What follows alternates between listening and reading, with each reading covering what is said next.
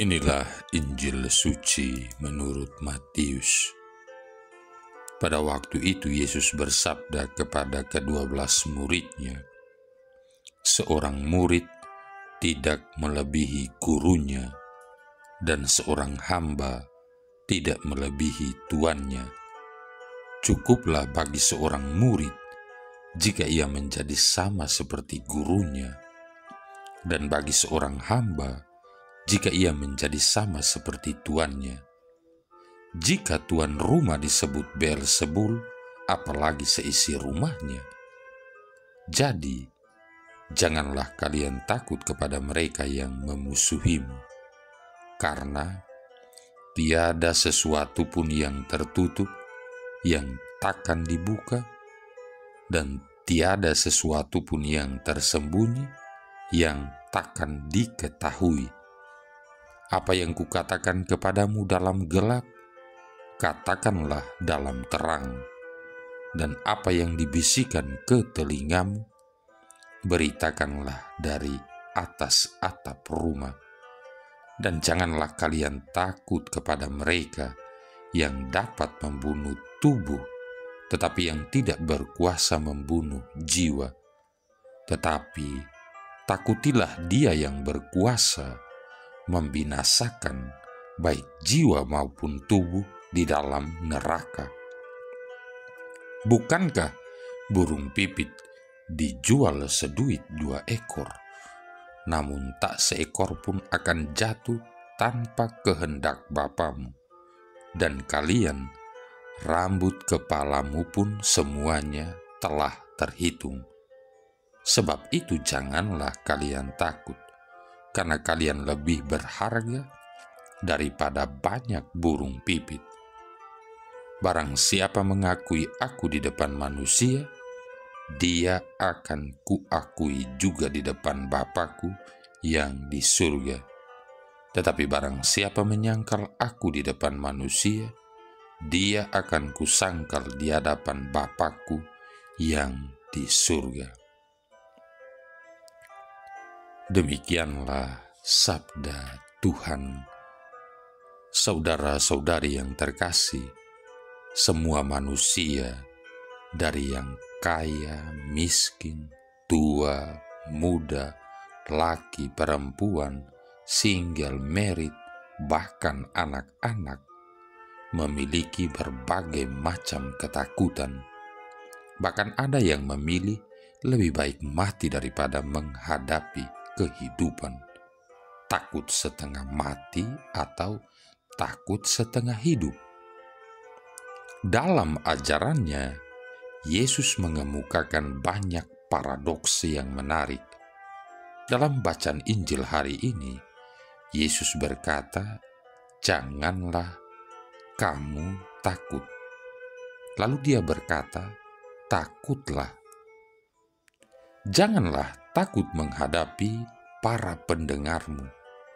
Janganlah takut akan apa yang akan dikatakan orang-orang. Janganlah takut bahkan kepada orang-orang yang akan membunuh kamu, kata Yesus. Namun, takutlah kepada Dia yang dapat mengirim jiwamu ke dalam api yang abadi. Takutlah kepada apa yang bergerak dalam hatimu. Takutlah akan bagian dari dirimu sendiri yang lebih lemah. Dan takutlah kepada si jahat yang bekerja sama dengan bagian dirimu yang lebih lemah tadi untuk menghancurkanmu. Saudara-saudari yang terkasih, kata takut disebut 566 kali dalam kitab suci. Tetapi dalam Filemon bab 4 ayat 6 dikatakan bahwa ketakutan yang dekat dengan kekhawatiran itu harus dinyatakan dalam doa. Janganlah hendaknya kamu khawatir tentang apapun juga, tetapi nyatakanlah dalam segala hal keinginanmu kepada Allah dalam doa dan permohonan dengan ucapan syukur. Karena sudah ada jawaban di ayat selanjutnya, damai sejahtera Allah yang melampaui segala akal akan memelihara hati dan pikiranmu dalam Kristus Yesus.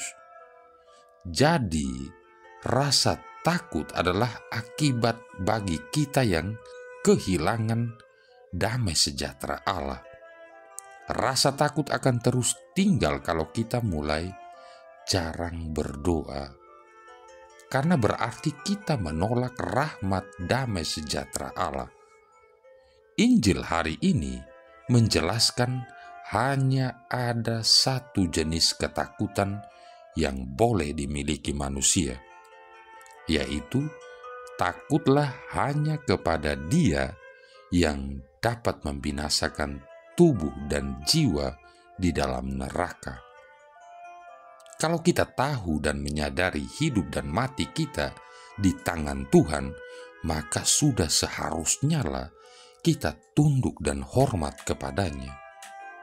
Sama juga kalau di kantor, di mana semua orang tunduk dan takut pada orang yang menentukan hidup mati karirnya, sehingga ada yang disebut office politics, agar posisinya aman di kantor. Rata-rata orang mencari cara untuk mendapatkan posisi enak, baik di dunia politik, birokrasi, usaha, bahkan di tengah masyarakat. Apapun yang dilakukan, kita diingatkan, jangan takut kehilangan itu semua, tetapi kita harus lebih takut untuk kehilangan kehidupan itu sendiri. Hidup di bumi yang hanya 70-80 tahun tidak sebanding dengan kehidupan selanjutnya yang abadi, yang tak terhingga tanpa batas waktu.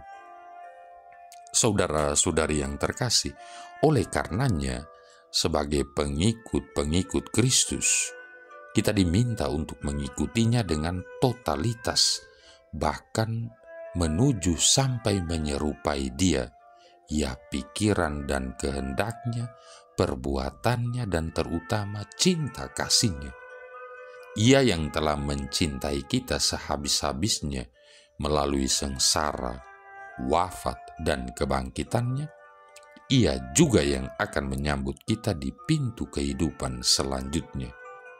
Pertanyaannya adalah, sejauh mana kita menanggapi cintanya?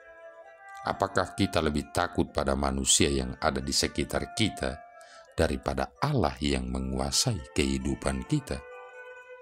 Jangan sampai kita sendiri yang begitu berharga di hadapan Allah telah merendahkan diri serendah-rendahnya dengan menggadaikan Tuhan kita demi hal-hal lain, bahkan sampai tidak mau mengakuinya atau menyangkal Dia dengan perkataan, perbuatan, dan tindakan nyata. Tapi marilah kita berani untuk menyatakan kebenaran, bertindak demi kebaikan, dan menyuarakan suara kenabian di tempat kita berkarya, menjadi saksi atas kebenaran, bahkan menjadi pembongkar segala kemunafikan dan kebusukan adalah juga teladan Yesus Kristus yang ditinggalkan bagi kita. Saudara-saudari yang terkasih, beberapa bulan setelah terjadi gelombang tsunami Asia yang sangat merusak di bulan Desember 2004, muncul sebuah kisah mengagumkan tentang penduduk Pulau Simuelue yang selamat. Pulau itu adalah daratan berpenduduk yang paling dekat dengan pusat gempa. Sebuah berita melaporkan bahwa dari seluruh penduduk pulau terpencil Indonesia yang berjumlah 75.000 jiwa itu, hanya 7 orang yang meninggal ketika gelombang setinggi 9 meter lebih melanda setengah jam setelah terjadi gempa bumi.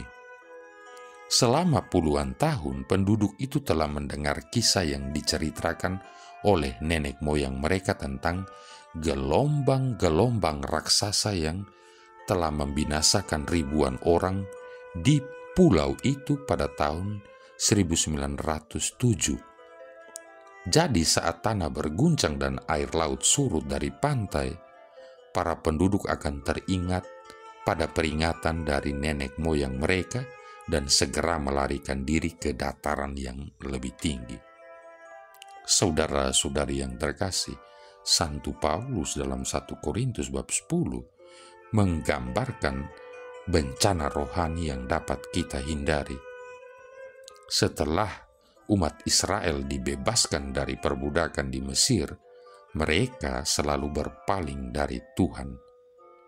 Santo Paulus mengutarakan lagi kelemahan mereka yang selalu terulang dan akibat-akibat yang mencelakakan mereka dengan menulis, semuanya ini terjadi sebagai contoh bagi kita dan dituliskan untuk menjadi peringatan bagi kita. Ayat 6 dan 11. Kegagalan mereka dicatat agar kita terhindar dari bencana yang akan terjadi bila kita tidak taat berpaling dari Tuhan. Apabila ada tanda-tanda yang memperingatkan hidup kita hari ini, itu berarti sudah saatnya kita lari meninggalkan dosa yang membinasakan diri kita menuju tempat lebih tinggi dan memperoleh berkat pengampunan Allah. Dengan memperhatikan peringatan, kita akan terhindar dari bencana dosa. Marilah berdoa. Allah Bapa Maha Kudus, kebijaksanaan-Mu tiada bandingnya. Namun Engkau berkenan menampakkan wajah-Mu dalam diri Yesus Mesias saudara kami. Semoga kami dapat berjasa bagi dunia seperti Dia.